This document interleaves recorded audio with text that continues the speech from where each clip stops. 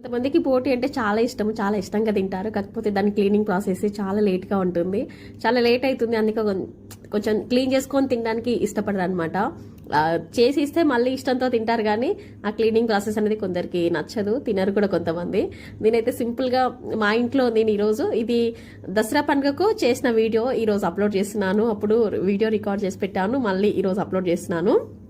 First అయితే ఒక 1 kg boat అయితే తీసుకొచ్చుకొని మంచిగా క్లీన్ అయితే వాళ్ళు చేసిస్తారు. క్లీన్ చేసిన తర్వాత కుక్కర్లో వేసి మంచిగా కొంచెం మెత్తగా అయితే ఉడకబెట్టుకొని అయితే పక్కనైతే పెట్టుకున్నానండి. తర్వాత ఇక్కడ ఒక బాణలో అయితే ఒక బొగానైతే తీసుకొని ఆ బొగానలో తగినంత ఆయిల్, వెల్లుల్లి, కొద్దిగా పచ్చిమిర్చి, పసుపు, అల్లము, కారము, ఉప్పు అంతా వేసి కొద్దిగా టమాటాలు అయితే వేసి కొద్దిగా కరివేపాకు అన్ని వేసి కొంచెం కలుపుకున్నాను.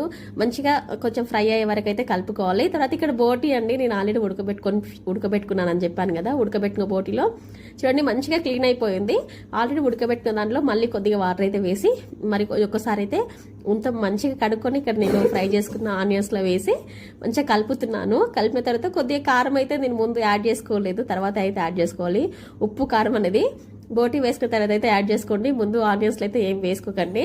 అల్లం వెల్లుల్లి పసుపు మాత్రం వేసుకోండి. తర్వాత ఇక్కడ బోటిలో కారము, ఉప్పు వేసి మొత్తం మసాలా అనేది పట్టేలాగా బోటికి మంచిగా కలుపుకోవాలి.